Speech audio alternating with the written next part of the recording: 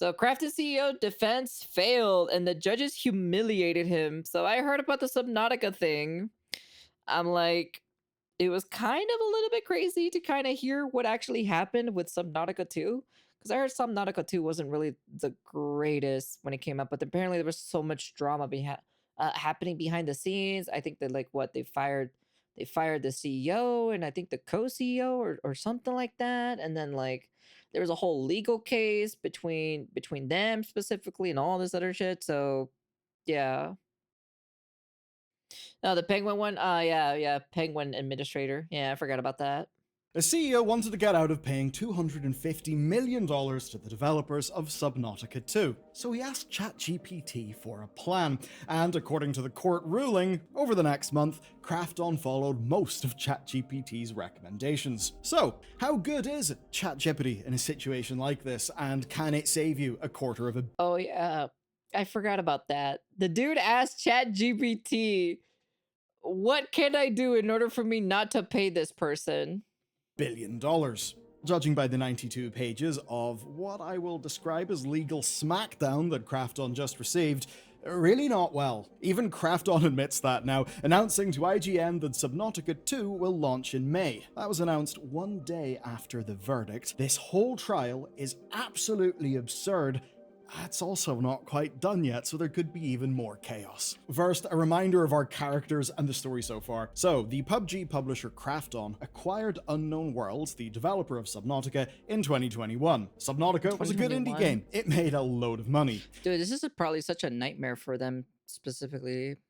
And since it was 2021, it was the pandemic era funding crazy period the Take care, games industry Pharaoh. went through, Krafton's CEO, Changham Kim, offered $500 million for the company, plus $250 million in bonuses for performance, with the leads of the company retaining operational control. So if you're one of the Unknown Worlds Interesting. leaders, wow, you got a hell of a deal. I mean, $250 million in performance bonuses written into this binding contract. It's almost so much money that maybe if you actually had to pay up that amount of money, it would be really uncomfortable. Seems that may have happened to Mr. Krafton. After the acquisition, Unknown Worlds' founders, Charlie Cleveland and Max McGuire, actually stepped back, and they left CEO Ted Gill to basically run Subnautica 2 while they went and worked on other projects. These are things like a strategy game called Moonbreaker. Now, those projects remember had this game. mixed success, and the pair eventually wanted to just step away from game development altogether, even doing things like making a Christmas movie. Bit of a weird story. What? Getting back to the real topic, Unknown Worlds under Gill geared up to release Subnautica 2 in 2025. Now that would be just in time to hit the deadline on the $250 million bonus owed to the executives and some of the original staff of the company. Okay. And that, rather unsurprisingly, is where things took a turn, because Krafton's CEO had no intention of letting that payout happen. And what follows is what the court now agrees actually happened. Here's where we'll begin the story. Charlie Cleveland burned out after the failure of the game Moonbreaker. He then told the dev team and the Krafton reps and took some time away from the company working on films, including a Subnautica film. So that's one of the main two guys. The other one, McGuire, didn't think that he fit in the corporate environment and wanted to work on external projects, things like seeing how Subnautica was resonating with kids on the autistic spectrum. So he wanted to follow that type of thing. And basically, neither of these two guys was involved in active development by this point, and unfortunately, development on Subnautica 2 was struggling. Now, in 2024, McGuire and Cleveland then came back, and they helped build a prototype, basically an attempt to get things back on track. Now, all three of them then decided on a leadership change for Subnautica 2, which involved them elevating some of their internal staff. And by May of 2025, Unknown Worlds had turned around the development of the game and was actually preparing for the early access release. And here is where the maths really starts to matter. But don't worry, not in a boring way, in a very spicy way. It seemed things were going to go quite well. Krafton had predicted, quote, over 1.67 million copies sold by Q4 of 2025. That is, if the game launched in August. That would mean that worst case, the bonus payout would be $191.8 million. And in the best case, it would be $242.2 million. And obviously, the CEO of Krafton was not really thrilled about this. Here's a quote. Everyone admits the contract was a bad deal, but the problem is that we keep being the fool even afterward. It's not about the money, it just feels awful to be taken advantage of. For a registered director, being a pushover would even amount to a breach of fiduciary duty. Not really great, is it? And in his own words, he would have to be accountable for the payout being a bad deal for Krafton. So by this point in our story, it seems Subnautica 2 is back on track. Krafton's own estimates do seem to suggest that they would be facing a major payout, and the CEO basically feels really shit about this and seems to have felt that, oh my god, you know what, was I a pushover? Did I really mess up whenever that deal was done? I think many people would maybe say yes. Now here's where things amp up. In video game publishing, you basically have milestones, and whenever you hit your milestone, you'll get the next tranche of your funding, which will cover your payroll and things like that. So in May 2025, there was another milestone review, one that Krafton chose not to approve. And this is where Krafton's head of corporate development tried to warn Kim that the state of the game would not hold up as a reason for firing the leadership, and in his words, it could create a debatable issue in potential litigation. But Kim, the CEO, remained focused on the risk here. Krafton claimed they'd only gain an enterprise value of 93.5 million USD in the event of a worst-case payout. This was not good. So he turned to your boy, ChatGPT. And ChatGPT told him it wouldn't be easy. But moments later, Kim got the corporate developer leader and his legal team on the line and sent them part of the payment agreement where the payouts were contingent on the leadership's continued employment. So they basically looked at this and they started to work out a plan to get leadership to take a deal or to otherwise force them out. Here's another fun quote. At ChatGPT's suggestion, Kim formed an internal task force dubbed Project X. Very cool.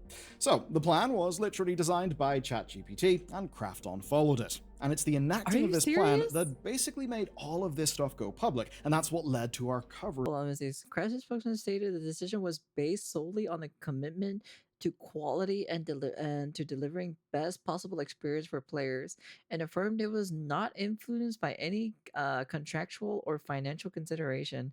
Additionally, the decision had already been under discussion prior to recent leadership changes at the studio. Krafton closed last year. Now, you may have remembered all those strange blog posts about releasing the best game possible that basically happened before the leads got fired. Well, that was part one, called preemptive framing. Taking away Unknown World's access to Steam. So key summaries of response: preemptive framing. Repeat that protecting quality and fan trust is the highest priority. Undermine the large corporation versus indie farming. B. Securing control points. Lock down Steam/console publishing rights and access rights over code/build pipeline through both legal and technical aspects. For the earnout freeze, keep room for negotiations through provision statings, immediate removal if specific development results are achieved. Man, Andrew, that's fucking crazy to see this. Steam and their site, that was part two, securing control points. Then legal demands saying that Cleveland and Maguire needed to step back into active development, while those were part three. Quote, so let's see. So systematic materials of legal defenses, prepare contract interpretation, memorandums. I don't know how to say that. Log all communications. Seek external consultations. B. Team retention. Operation of retention packages for the key personnel and rapid backfill pipelines in anticipation to resignation/departure scenario. C. Two-hand strategy. Create a structure that allows for both hardball, legal, finance, and softball support and incentives. I don't know how to pronounce that word. Approaches so moderate factions within unknown worlds can push for compromise. Systemic materials for legal defense. And even though this plan was concocted by Sam Altman's finest GPUs, it didn't seem to work. It did not work by this stage because the leads did not budge. Kim's head of strategy and operations then tells him, quote, it might actually be easier to just do a takeover. Kim then tells him to, quote, set a date. Krafton went on to fire all three leads, saying that they had to be dismissed because they wanted a premature release of Subnautica 2. This is quite something. They are basically saying that these fellas wanted the game to come out before it was ready, I guess probably so that they could get the payout. They then brought in the CEO of Striking Distance Studios, you may remember Callisto Protocol. They brought him in as a replacement. They delayed the game, but then they offered the remaining staff some bonuses for delivering. Krafton stacked the board with their own directors and ensured that the game could not be released without their approval. The leads had been trying to preserve data from their servers, and they've been doing this for weeks by this point. This is, of course, after the Steam lockout. Clearly, they knew something was going on, and they wanted to preserve as much evidence as they could. Now, when asked, they returned all data to Krafton. Then, well, the legal disputes start. The judge considered Krafton's arguments here. And before the trial, they had already dropped the claim that the game wasn't ready.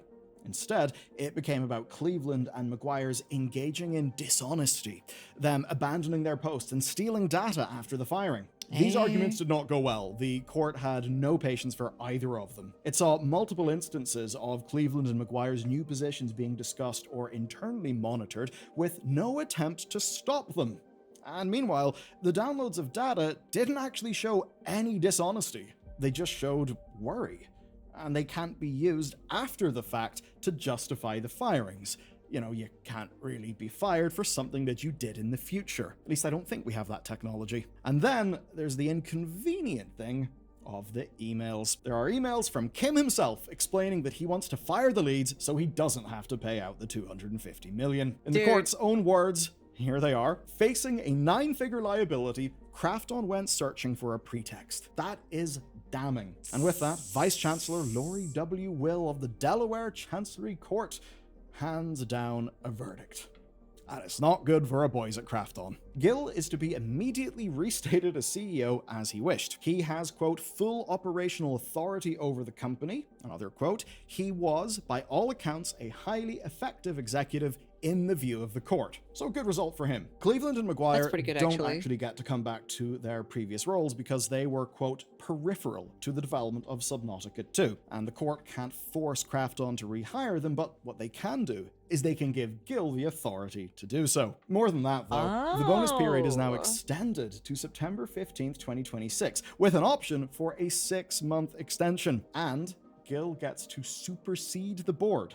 The board is still packed with Krafton directors, but now Gill gets to supersede them on any decisions about supersedes them on any decision. So Edward Guild is hereby reinstated as CEO of the Unknown Worlds, and his period of operational control under will be extended by the time that elapsed between his wrongful termination and his restoration to the July 1st of 2025 board resolutions is declared ineffective to the extent it infringes on Gill's operational control rights.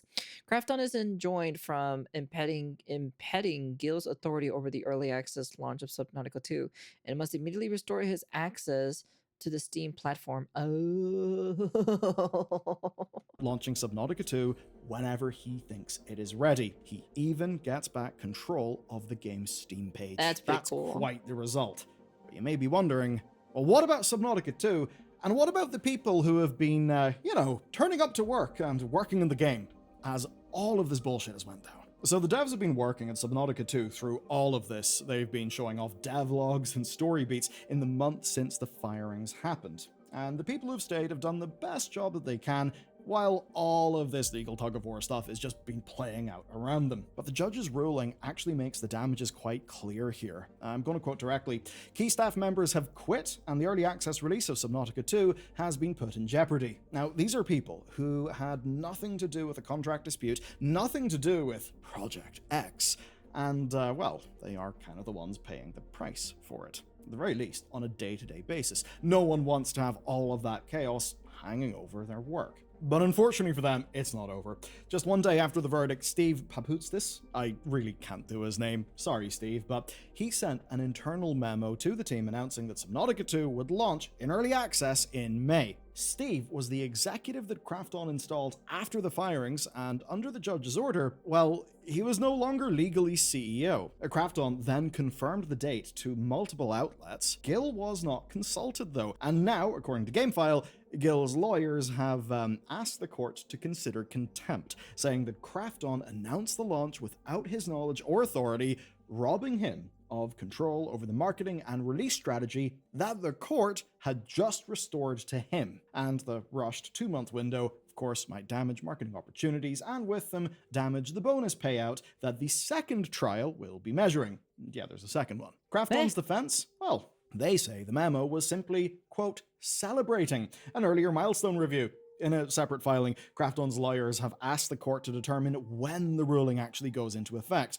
They dispute Guild Team's assertion that it was effective as of 9 a.m. on Monday before the memo was sent. And what a bunch of scummy ass people, I ain't gonna lie. But this is but it's not as shocking or so, to be honest, to be hearing that, what the higher ups be doing. The guy, well, basically the guys in suits. These are basically the guys in the suits. It's kind of pretty shitty. This is stuff that I probably need to learn and pay attention. So when it comes into the future, so when I make my own game studio or open up a game studio, well, I got something to always keep an eye out when it comes to these things. And say that it shouldn't kick in until a formal implementing order is signed.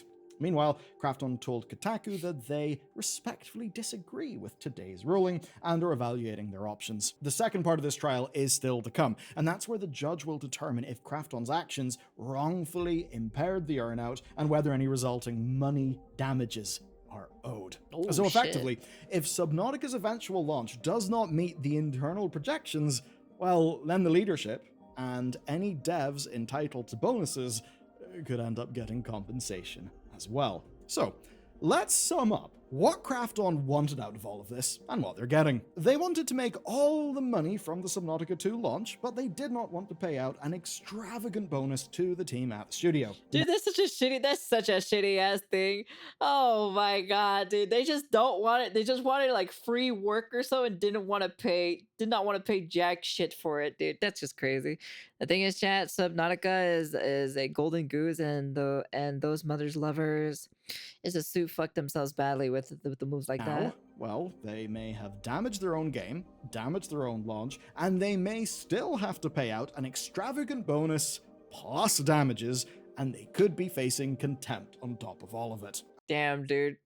They didn't want to pay the amount that they needed to pay. Now they're gonna have to pay even extra, or maybe probably double or so. And all of that so that Krafton's CEO didn't have to lose face from a pushover contract and relied on ChatGPT over his own staff. Yeah. This guy is a fucking CEO and he had to use ChatGPT. My god, dude. Maybe he shouldn't be a CEO, in my personal opinion, if you have to rely on ChatGPT.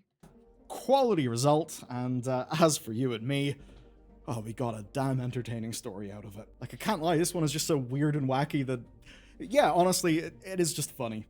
Now, for something that is actually very important, that's directly about PC gaming, where this market's going, some really big issues, well, you need to check out this video next, because we have got a trove of juicy new data about what's actually happening on PC and on Steam.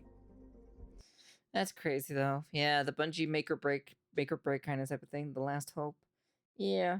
Honestly, I've heard about this. To be honest, ChatGPT's first response was, "No, don't do this. Seems like we really could replace the CEO with AI. All this talk about AI replacing artists and programmers. How about AI replace the CEO instead? Let me trust my life and livelihood to a robot that programmed to tell me things that I want to hear." The CEO does not deserve the bloated pay. They steal from the workers. I'm surprised Krafton didn't try to show the movie Minority Report as part of the evidence.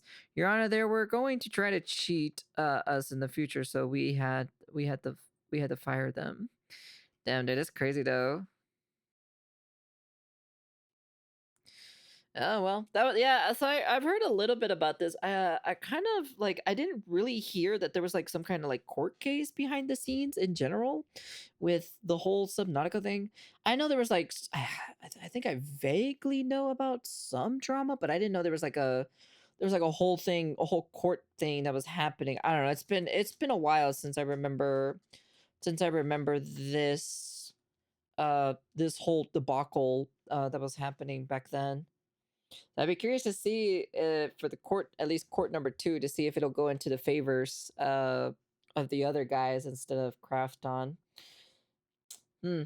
Very interesting. Very interesting indeed. Man just didn't want to pay the money or so. Man, probably you should have just paid the money, man. It probably would have been less of a hassle. Now you're in deep fucking water now. And now you have to pay even more on top of this. Well, you reap what you sow, I guess. That's what you get for trusting on ChatGPT.